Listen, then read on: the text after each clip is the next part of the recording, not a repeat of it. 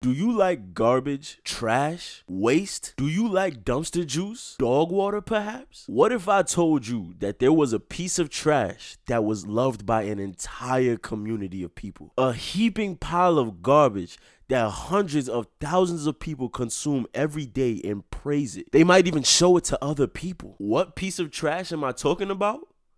Solo leveling. That's right, I'm gonna keep dunking on y'all. I'm just kidding. I'm just kidding.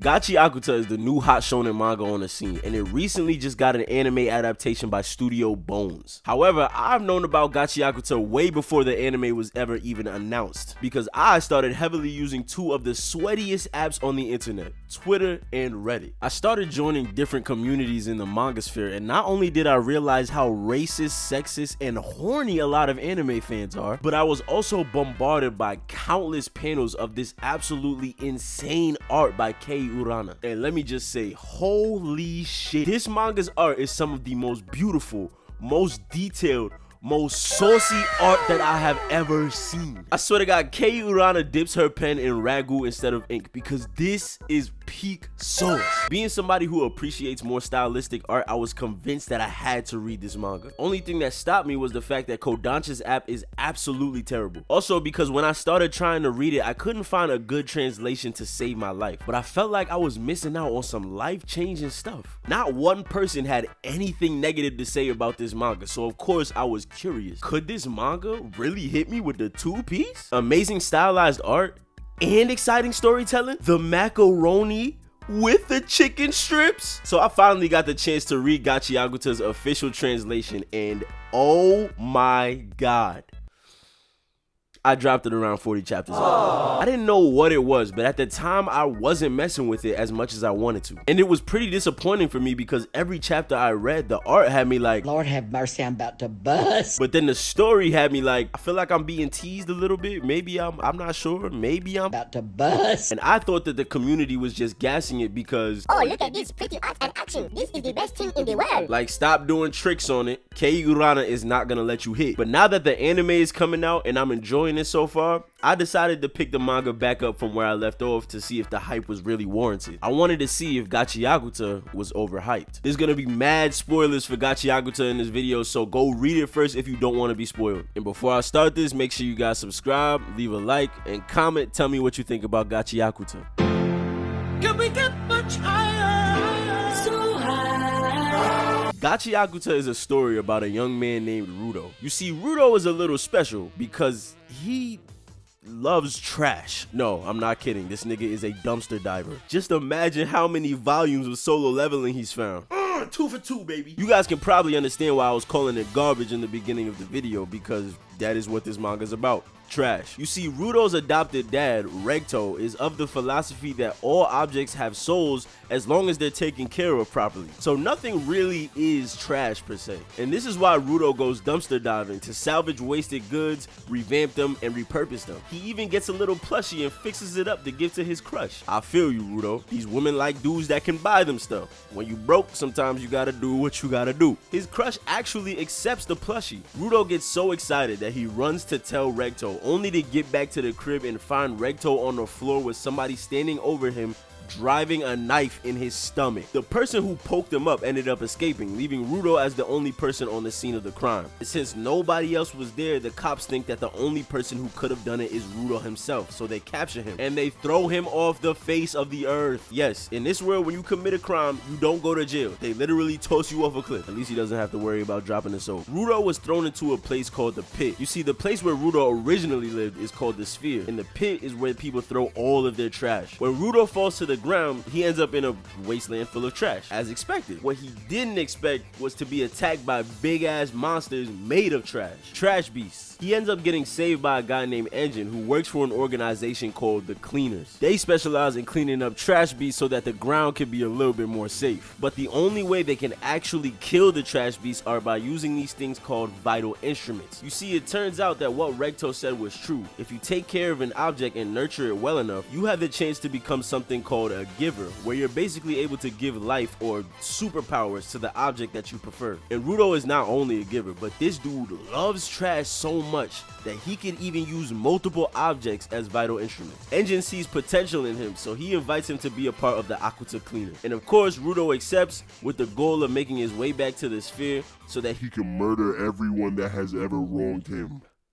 I mean, find out the connection between the ground and the spirit and who killed Recto. I gotta say, Miss Urana, W concept. Honestly, it's very commendable to have an original concept because there aren't a lot of new concepts for shonen manga nowadays. Everything is either Chainsaw Man or Naruto these days. So this is clean. This is clean. Get it?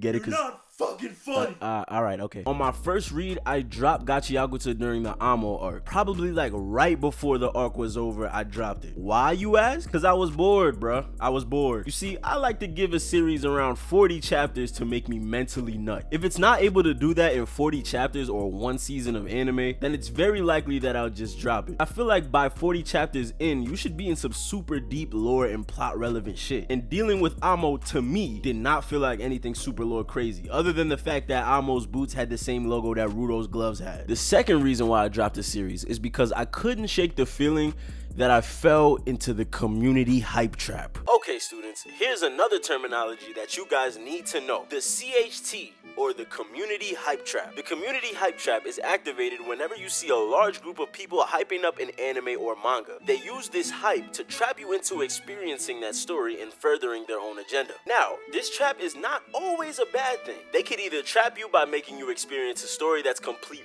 butt cheeks, or introduce you to one of the best series that you've ever read. But more often than not, it's butt cheeks. So be careful out there the next time you're roaming them Twitter streets, my nigga. You might get run down on by some CHT demons. I thought I got ran down on by them CHT demons. Everybody and their mother was hyping it up, and I'm sitting here like, honestly, it is what it is. I guess. Yeah, hey, the art is good though. And I was really disappointed because I really wanted to like this series. I even went on Reddit asking like, yo, everybody's saying that this series is so good and how crazy it is, but I'm just not seeing it. And I swear to God, bro, Gachiakuta fans, y'all don't rep y'all series how y'all supposed to. Because I swear to God, people kept telling me that if I don't like the story by 40 chapters, then I'm just not gonna like the story at all. And honestly, I agreed with them. The first 40 chapters get you familiar with the mangaka's direction and the way they like to tell their story. Maybe Kei Urana's writing style just wasn't my taste. So I dropped the series with the conclusion that Gachiakuta was overhyped.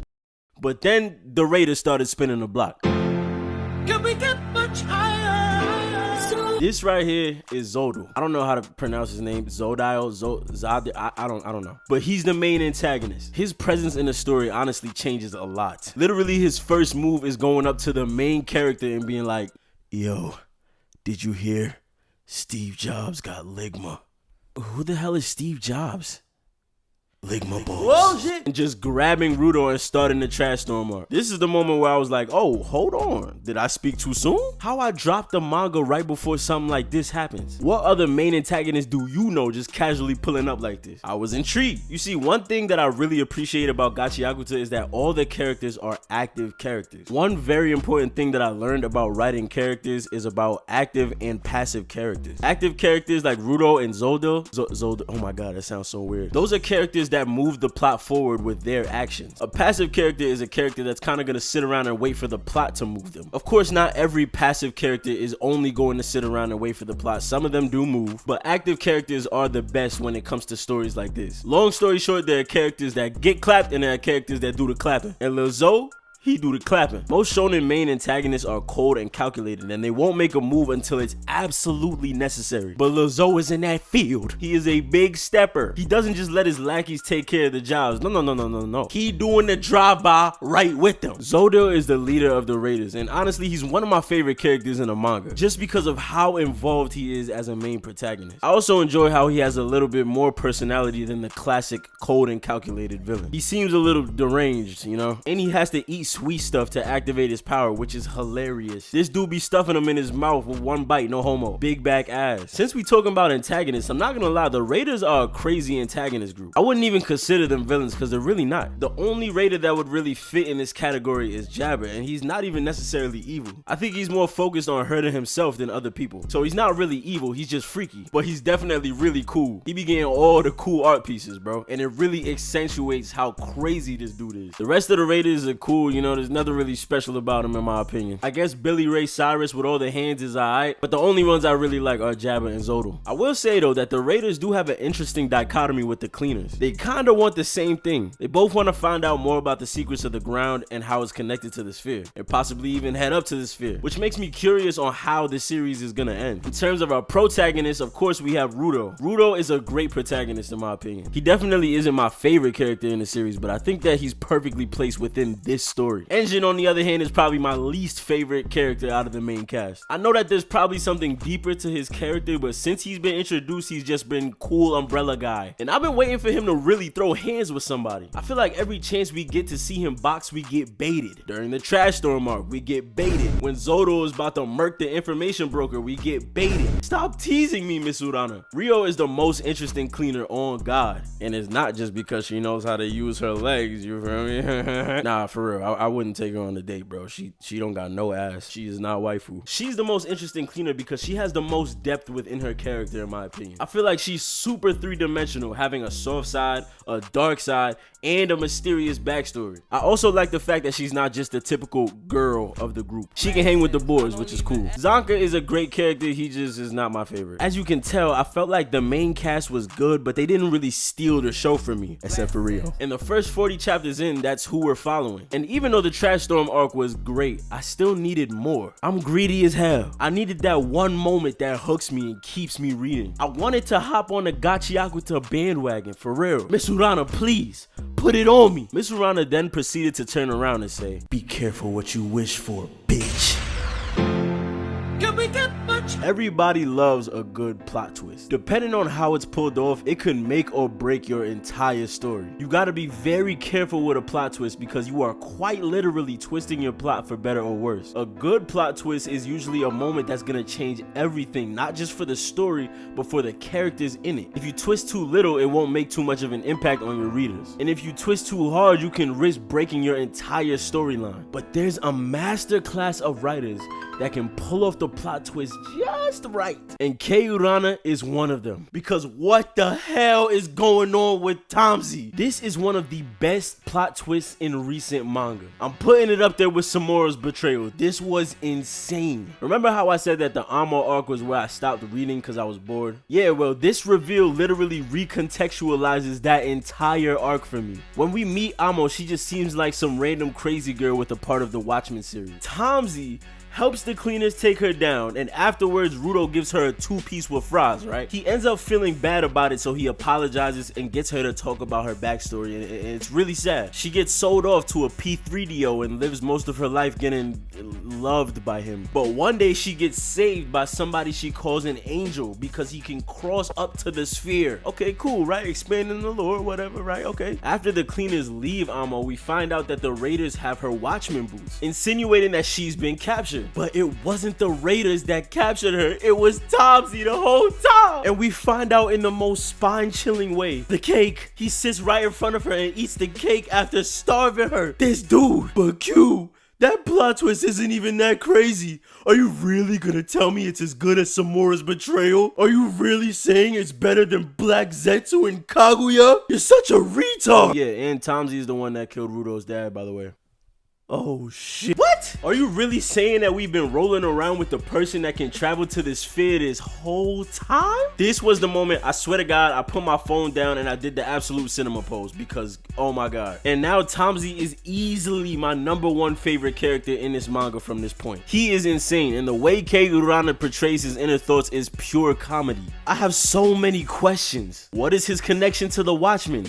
What is his connection to Regto? What is this thing inside of Rudo that he's just waiting to come out? This is what I'm talking about, baby. Everything about this reveal made me a fan of Gachiakuta. And you know, since we're talking about one of my favorite characters in Tomsy, let's just keep the train going. Corvus and Follow are exceptional characters to me. Honorable mention goes to Semiyu. Now, I'm not sure if you knew since I look like a stick figure on camera, but in reality, I'm black as hell. So you may think that I have a bias because, oh yeah, representation or whatever. But nah, I don't care what skin color my characters are. I just want them to be well written. So Gachiakuta is a plus because Kei Urana does a great job at writing darker skin characters. Probably because they're just regular characters and it doesn't matter what skin color they are, but you know, Corvus has so much mystery behind him and I can't figure him out. It only makes me more intrigued after the conversation he had with Rudo. It's crazy how a character with barely any screen time can be so interesting, and his design is really good. Semiyu on the other hand is fine. Oh my god, y'all see this? I would let her step on me. Other than those big old yitties, she's pretty interesting when it comes to what she can do with her vital instrument. And Follow's just good, man. Follow's a good character, bro. I like a character with a lot of emotion that upsets the story sometimes, you know. Sometimes it's pulled off right. His moment with Rudo and